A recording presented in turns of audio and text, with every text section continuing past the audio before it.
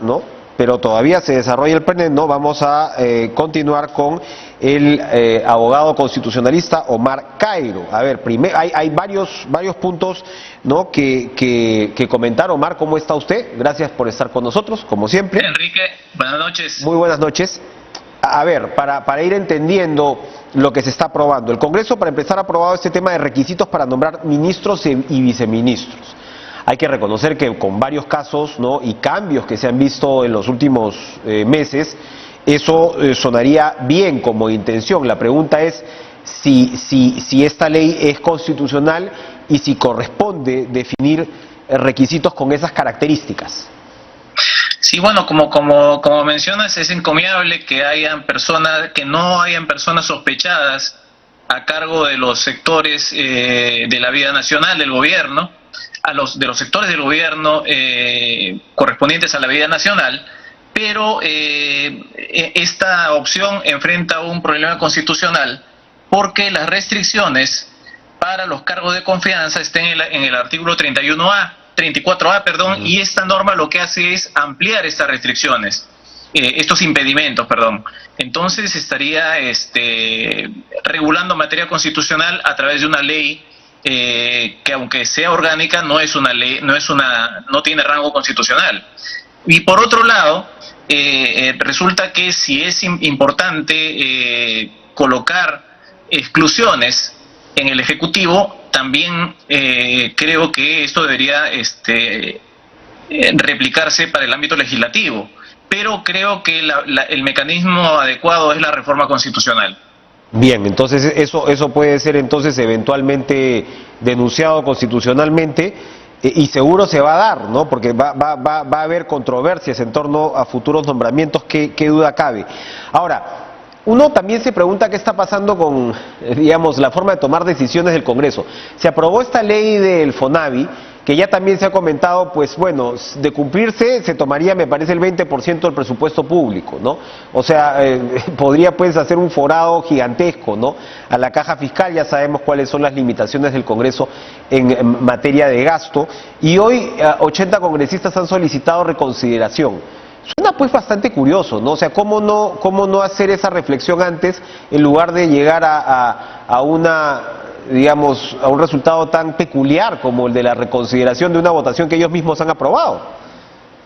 Sí, en ocasiones las decisiones legislativas las toman los congresistas o por consigna o sin mayor reflexión, y luego vienen el instrumento de la reconsideración para desmontar aquello que en un momento hicieron y resulta que lo consideran insostenible o impracticable. Las reconsideraciones deberían ser situaciones excepcionales, no mecanismos para suplir la distracción o la displicencia del legislador al hacer su trabajo. Así es. Ahora, el Ejecutivo finalmente observó la autógrafa de la ley que refuerza los límites al referéndum.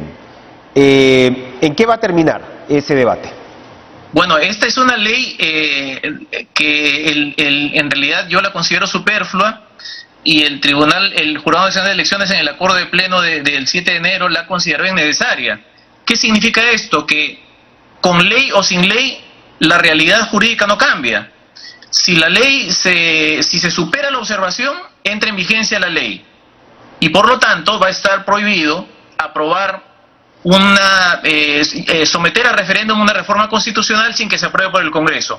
Pero si el Congreso no logra superar la observación presidencial, este proyecto se archiva, pero seguirá estando prohibido someter a referéndum una reforma constitucional sin que pase por el Congreso, porque en este momento está vigente el artículo 206 de la Constitución, que así lo exige, o sea, exige la aprobación previa del Congreso, y también el artículo 39 de la ley 26.300, Ley de Derechos de Participación y Control Ciudadano, que dice que procede el referéndum para reforma total o parcial de la Constitución de acuerdo al artículo 206, o sea, previa aprobación del Congreso.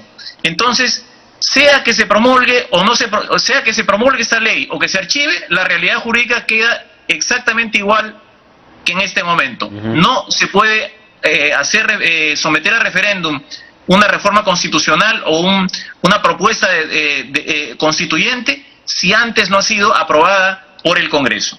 Ahora, es obvio que acá la mayoría del Congreso lo que está buscando es ponerle un candado adicional a la famosa, digamos, cambio constitucional vía referéndum, saltándose a la garrocha al Congreso. Y esto tiene que ver, en fin, con muchos aspectos, pero ahora hace días nomás se ha formado esta bancada Perú Democrático, que tiene su primera, ¿no?, en su primera tarea, efectivamente llegar a la famosa constituyente vía recolección de firmas, pues, ¿no? Entonces, y ellos insisten en eso, o sea, es decir, todavía no hay claridad, al menos para varios de los congresistas y varios políticos, sobre lo que usted está describiendo, ¿no?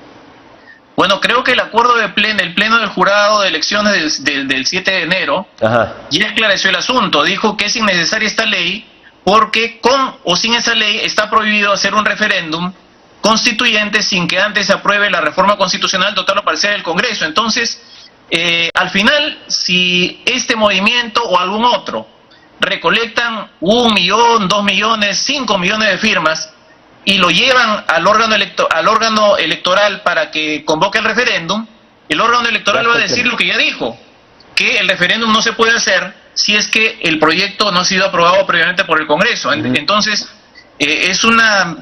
sí, no sé a qué atribuirle esa insistencia. Claro. Desconocimiento, distracción, no lo entiendo. Porque a partir del acuerdo del Pleno ya cualquier duda queda disipada, porque el Pleno, el Jurado Nacional de Elecciones es el órgano exclusivo de justicia en materia electoral. Claro, porque quedaba esta grieta, ¿no? Quedaba esta rendija de duda, ¿no?, de que al final el tema jurídico y constitucional estaba claro, pero la última palabra la iba a tener el Jurado Nacional de Elecciones. Pues bien, ya sentó posición clarísima sobre la materia, ¿no?